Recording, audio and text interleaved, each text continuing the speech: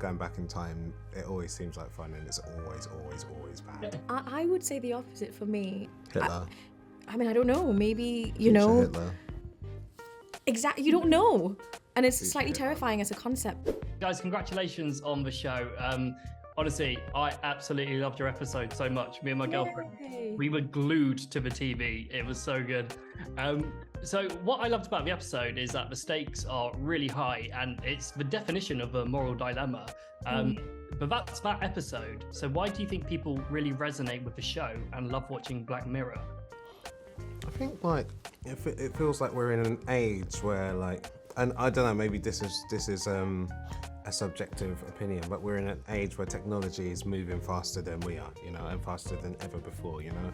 We're getting to a point where like elections are being decided by things that are pretending to be us and all of that stuff. And I think like Black Mirror resonates with us because it kind of like leans into that, half in a satirical way, but also in a very kind of like on the nose, like almost too close to home way.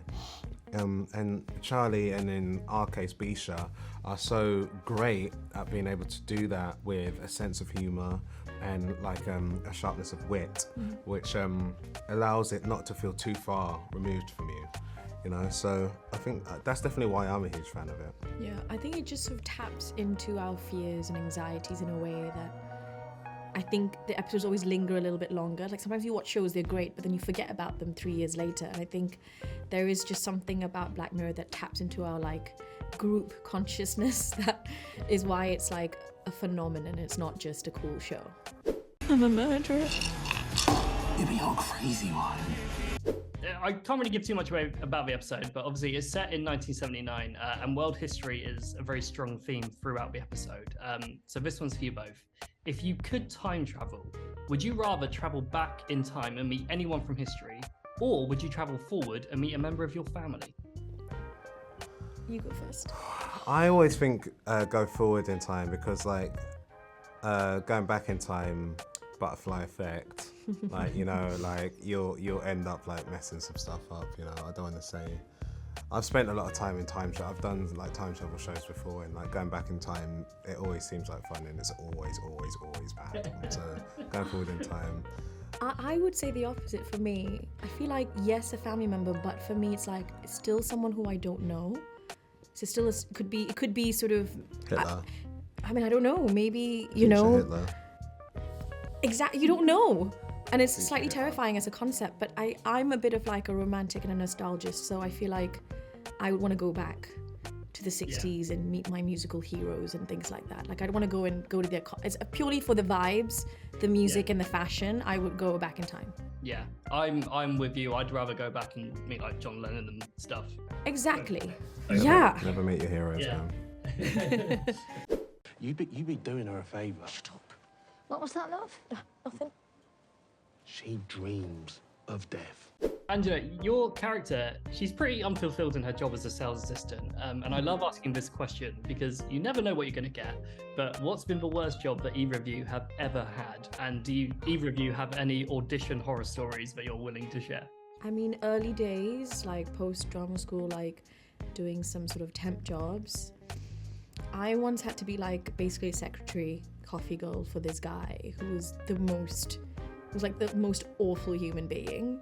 And he was very like, this was like pre-Trump, you know, but he was like a huge Trump fan, which I think already says a lot about a person's sort of, you know, and he would sort of say really horrible things, and he always like try and like pass it off as jokes. And if it wasn't desperate times, you know, but there would be days where I just go into the bathroom like, oh my God, please, can I just have a job? Because I need to leave. Like, I can't work for this guy anymore. So that was probably the worst job ever. Weirdly, that kind of mirrors what happens in your episode. Yeah. Yes, and I've not really thought about this guy until you asked this question. I've kind of erased him from my memory. There you go. I don't feel great about reliving that memory for you. I'm sorry. I'll move on. So he murdered his wife? Oh, it was manslaughter. Judge said she drove him to it.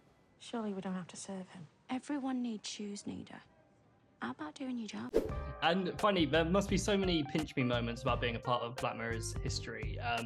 But I was wondering, and it kind of ties in nicely with what you were saying earlier, what are your own favourite Black Mirror episodes? They're all pretty good, to be fair, It's hard to pick for one. very different reasons. I really enjoy a lot of the early ones, you know, because they had a real sense of Black Mirror before it became this more like worldwide phenomenon. When it was on Channel 4 and it was like this kind of like post-watershed, quite, you know, indie, whatever. I love the one with Jodie Whittaker. I love the one with Rory Kinnear. I love the one with Daniel Kaluuya. There were But- some great actors, man. Like Yeah. great performances. They stick with you, I think. There's an episode called Nosedive, and there's a character called Space Cop in that who's fantastic. Yeah. Who remembers Space Cop from Nosedive? Gosh. Yeah. That's the one with the phones, right, where you're rating each other. Yeah. Iconic. Guys, thank you so much for your time. I've got to go, but congratulations on the show. It's been really lovely talking to you. Thank See you you. later. If you fancy writing down your number, I won't mind.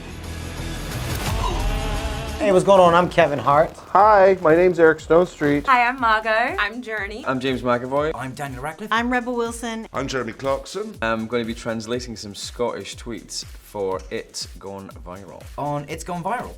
Ooh. On It's Gone Viral.